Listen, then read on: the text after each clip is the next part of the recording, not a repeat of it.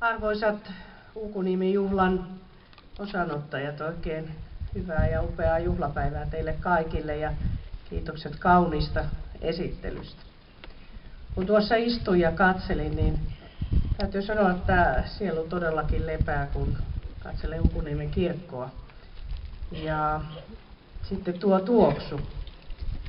Siinä on semmoista auringon paahtamaa hiekkaa ja hiukan ruohoa, hyvin paljon männyn tuoksua. Se väistämättä on syöpynyt minun mieleeni kesäpäivistä Pyhäjärven rannalla, jolloin muistan, että sen lounaspalan jälkeen olen nukkumassa teltassa ja se teltan ovi, joka on puoliksi auki, niin lepattaa siinä. Ja mä katselen sitä hietikkoa ja mä katselen sitä järveä ja sitten isä ja äitiä siinä hietikolla. Niillä varhaislapsuuden kokemuksilla on erittäin syvä merkitys meihin. Ne jäävät semmoisina tunne- ja muisti- ja persoonan rakennusikonina elämään meihin. Siksi olen aika monen kertaan sanonut, että sekä synnyinpaikkani takana oleva Arkusjärvi että sitten tämä Uukuniemen Pyhäjärvi, jossa paljon kesiä sitten vietittiin, niin ovat minulle vähän niin kuin lapsivesi. Ja ainoa oikea järvi on sellainen, joka on sillä tavalla kirkas. Ja hyvin hämeissä viihtyvänä mä huomaan aina kaipaavani juuri tätä tuoksua. Aivan samalla tapaa kuin monia niitä ihmisiä, maisemia, tilanteita ja tarinoita. Olen siis Parikkalassa syntynyt ja ehkä sen kaikkein päällimmäisen tai sisimmäisen persoonan kerrokseni täällä rakentanut. Ja siksi joka kerta kun tänne tulee on semmoinen valtaisa kotiin tulemisen tunne. Ja ehkä meitä kaikkia täällä juhlissa yhdistääkin sitten sekä se ripaus, aimo ripaus kaihoa, että sitten myöskin sitä kauneutta. Siitä kauneudesta kyllä ihan puolueettomasti uskallan sanoa, että paitsi kaihoa, niin on se myös aitoa kauneutta ja luonnon ja maiseman rikkautta, jota täällä Etelä-Karjalassa ja minun näköpiirini mukaan erityisesti Parikkalan, Saaren, Kesälahden ja Uukuniemen seutukunnilla on. Siihen identiteettiin on hyvä rakentaa.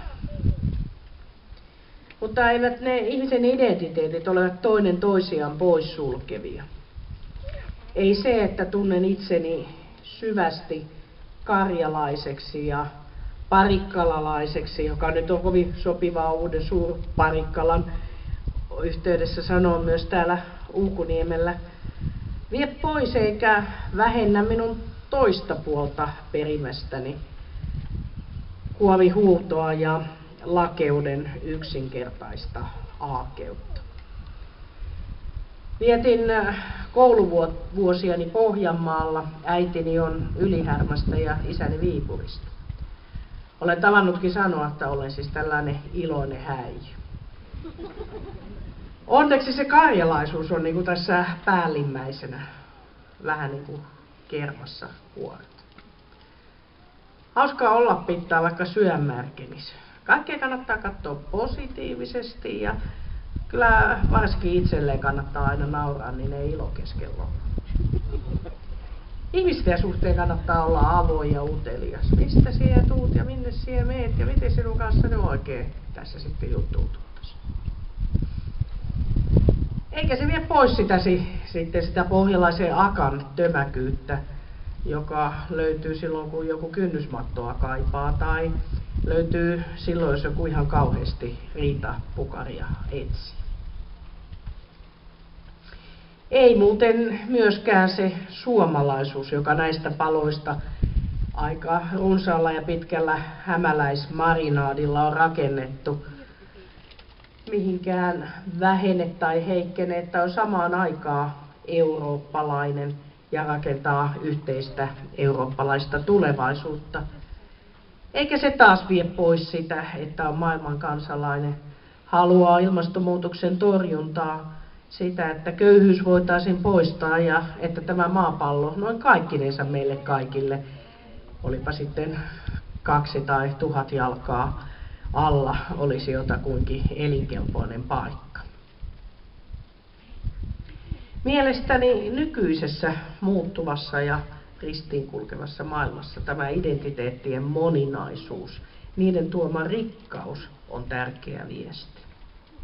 Voimme olla aidosti kiinni, voimme aidosti olla myös kaihomielisiä ja patriottisesti ylpeitä eri paikoista ja eri osista meidän historiaamme. Mutta ei se tarkoita sitä, että jonkun toisen ylpeys olisi pahempaa, tai ettäkö emme voisi sitten myöskin rakentaa jonkun toisen ja erilaisen kanssa uutta yhteistä historiaa ja identiteettiä niiden olemassa olevien kulmakivien ja perustusten päällä. Mielestäni tämä ajatus erilaista identiteeteistä ja yhdessä rakentamisesta on nyt ehkä tällä hetkellä arvokkaampaa ja tärkeämpää kuin pitkään aikaa historiassa. Meillä on niin helposti taipumus nähdä toinen kilpailijana tai huonompana tai erilainen ja vieras pahana tai torjuttavana. Helppo ajatella, että jos vaan itse laittaa itselleen vakaalle, niin se on enemmän kuin yhdessä talkoilla tehdä. Tosiasiassa aivan samalla tapaa kuin niin Unkuniemeä, Parikkalaa kuin Suomea on rakennettu talkoolla, yhteistyöllä ja myöskin erilaisten näkemysten, erilaisten poliittisten tahtojen ja erilaisen yrittämisen ja tekemisen yhteisvoimalla ja yhteistyöllä. Meidän yhteinen tulevaisuutemme on vain siinä, että osaamme tehdä sitä samalla tapaa yhdessä koko Euroopassa ja maailmassa. Että osaamme yhdistää sen paikallisen kirjon ja erilaisuuden säilyttämisen ja ruokkimisen. Ja toisaalta laajassa mittakaavassa sitovasti yhdessä tekemisen ja myös sen toisen kunnioittamisen ja toisen tarpeiden huomioon ottamisen. Jos me olemme kilpailijoita keskenämme, on vain harvoja voittajia, jos ketään, mutta paljon häviää. Yhdessä rakentamalla 2 kädestä tulee 10 kättä ja 10 kädestä enemmän tulosta kuin 5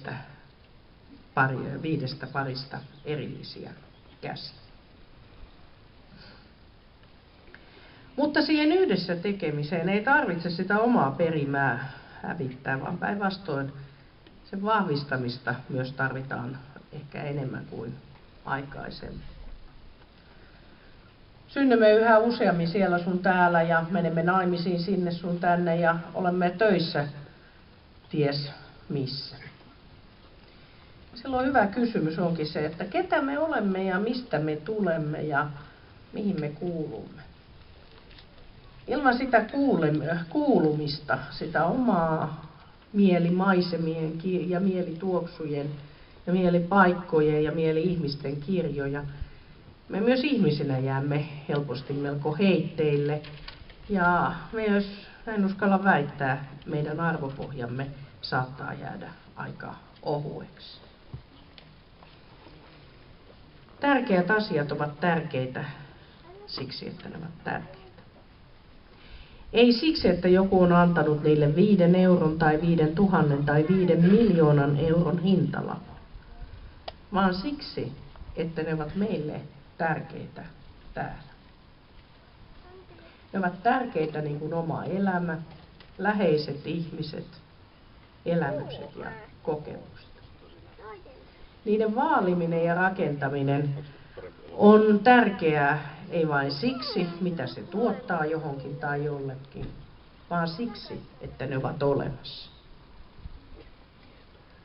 Perinteitä, vanhoja rakennuksia ja sitä juurivuutta ei voi syntyä ilman, että sitä myös yhdessä säilytetään, vaalitaan ja tarvittaessa entisöidään. Me tarvitsemme myös tämmöisen juhlan kaltaisia traditioita. Itse vahvasti uskon, että se on se syy, miksi vietämme jouluja, juhannuksia, suku- ja kyläjuhlia. Tarvitsemme niiden kokemusten toistamista ja uusintamista, missä me löydämme ainakin hetkeksi yhteyden siihen aikaisempaan minuuteemme ja aikaisempaan kokemukseemme.